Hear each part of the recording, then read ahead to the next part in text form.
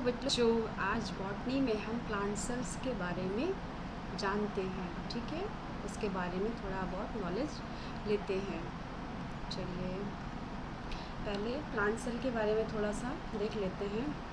The cell is basic unit of life in all organism like humans and animals. Plant are also composed of several cell. इसका मतलब ये है कि जो cell होती है एक सबसे छोटी इकाई होती है लाइफ की। मतलब जो भी जैसे एनिमल है, प्लांट है या इंसेक्ट, जो भी, इन सब का जो बॉडी जो फॉर्म होता है उसकी जो सबसे छोटी यूनिट जो होती है वो सेल होती है।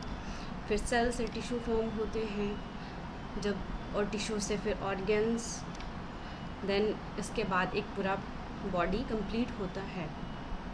The plant cell is surrounded by a cell wall which is involved in providing shape to the plant cell।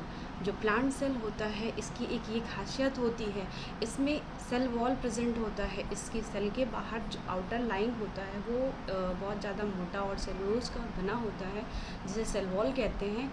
ये प्लांट के सेल को एक शेप देता है और उसको प्रोटेक्शन भी प्रोवाइड करता है। ठीक है, देखते हैं एक सेल का इंटरनल स्ट्रक्चर। ठीक है, जो है ये जो आपके सामने ये हमने दिखाया है, ये एक प्लांट सेल का इंटरनल स्ट्रक्चर है। ठीक है, तो सबसे पहले इसमें देखते हैं जो सबसे ये आउटर लाइन है, इसमें रुकिए दिखाते हैं आपको।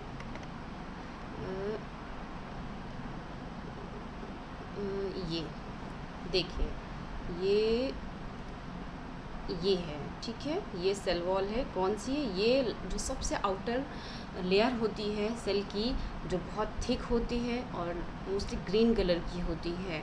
ठीक है, इसमें सेलुलोज प्रेजेंट होता है, जिसकी वजह से ये बहुत ज़्यादा हार्ड होता है और जिसकी वजह से प्लांट के सेल को ये एक स्ट्रेट शेप भी देता है और स्ट्रेट रखता है, देन और तनाव की स्टेज में भी रखता है। ठीक है, और प्रोटेक्शन भी प्रोवाइड करता है। नाउ सेकेंड, इसके बाद आता है प्लाज्मा मेम्ब्रेन, जैसे हम लोग सेल मेम्ब्रेन भी कहते हैं। कौन सा? जो सेल वॉल के जस्ट नीचे वाला पार्ट होता है, ये ठीक है, ये कौन सा पार्ट है? ये पार्ट है प्लाज्मा मेम्ब्रेन। कौन सा? ये इंटरनल। ठीक है, प्लाज्मा मेम्ब्रेन जो होता है इसे हम सेमी परमिएबल मेम्ब्रेन भी कहते हैं। इसमें क्या होता है, जो दो सेल के बीच या ठीक है जो सिलेक्टिव पार्ट होते हैं वो ट्रांसफ़र करने का काम इसी के थ्रू होता है। Next, cytoplasm. सेल के अंदर जो होता है ये प्लाज्मा, या इसको हम लोग जेल लाइक जैसा ये मटेरियल होता है जो सेल के अंदर प्रेजेंट होता है। अगर ये ना प्रेजेंट हो तो सेल लिविंग नहीं होती है। ठीक है, तो साइटोप्लाज्म जो होता है और इसी के अंदर जो सेल के जितने भी ऑर्गेनल्स हैं वो सारे प्रेजेंट होते हैं, वो भी एक लिविंग स्टेज में।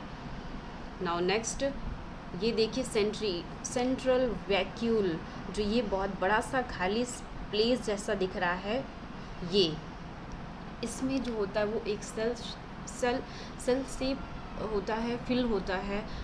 ये जो होता है ये बहुत ज़्यादा क्या कहते हैं, ये फोर्स जो मतलब इसकी वजह से जो सेल होती है वो एक बिल्कुल तनाव की अवस्था में भी रहती है। ये और जो सेल वॉल है दोनों अपोजिट में फोर्स लगाते हैं।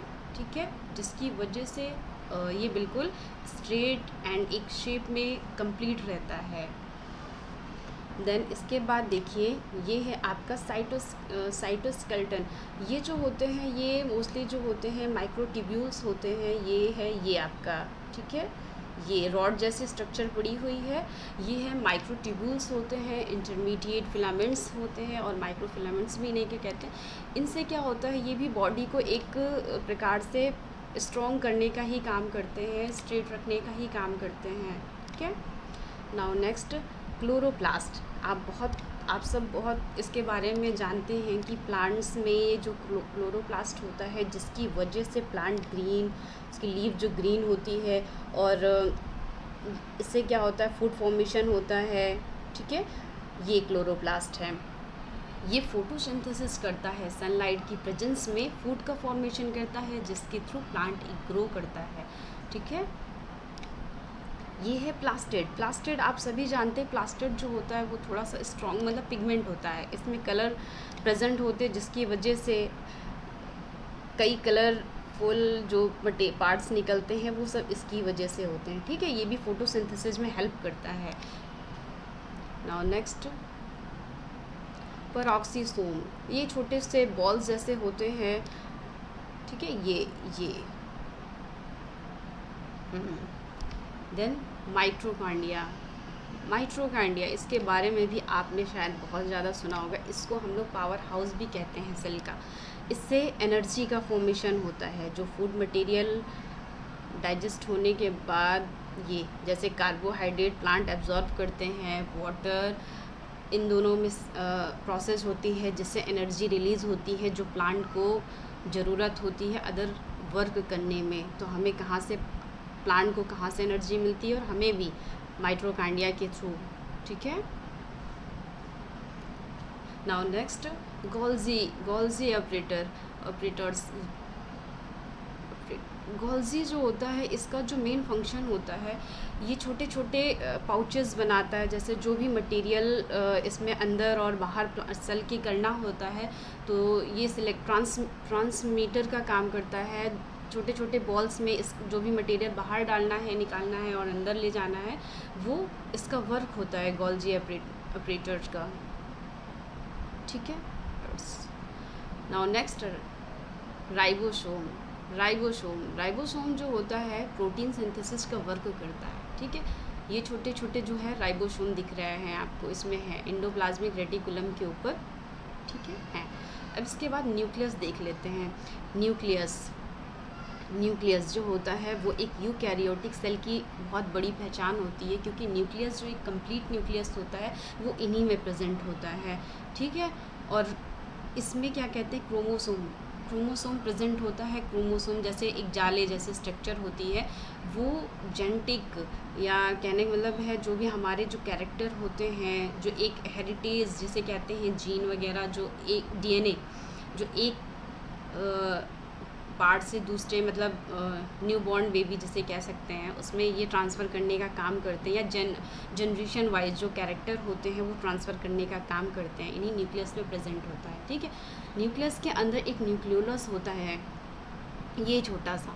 ठीक है, ये जो होता है मेन, ये राइबोसोम फॉर्म करने का वर्क करता है इसके अंदर। ठीक, और इससे सेंट्रल, जैसे न्यूक्लियस को क्या कहा गया, सेल का सेंट्रल पार्ट भी कहा गया है, और इसके अंदर ये न्यूक्लियोलस होता है। ठीक है,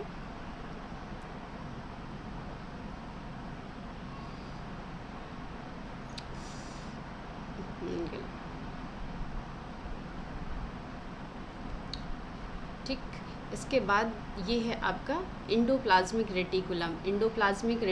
देखो 2 टाइप्स के होते हैं, जो एक होता है स्मूथ और एक होता है रफ। ठीक है, ये है, देखिए स्मूथ कौन सा है, ये जिसमें राइबोसोम नहीं प्रेजेंट होते हैं वो स्मूथ होता है, और जिसमें राइबोसोम प्रेजेंट होते हैं वो क्या कहते हैं, रफ़ होता है। ठीक है, और इसका भी मेन काम जो होता है, ये भी प्रोटीन सिंथेसिस में वर्क करते हैं, प्लस जो भी हमारा मैसेंजर होता है, या जो भी क्या कहते हैं हेरिटेज वाले जो कैरेक्टर एक पीढ़ी से दूसरे में जाने होते हैं, वो सब काम यहाँ पे ही होता है। ठीक है, नाउ नेक्स्ट, इस प्रकार ये आपका थोड़ा सा है जो सेल स्ट्रक्चर के बारे में, या सेल के जो ऑर्गेनल्स हैं उसके बारे में हमने थोड़ा बहुत जाना है। ठीक है, अब इसके नेक्स्ट क्लास में अदर देखते हैं। ठीक है, ओके, थैंक यू।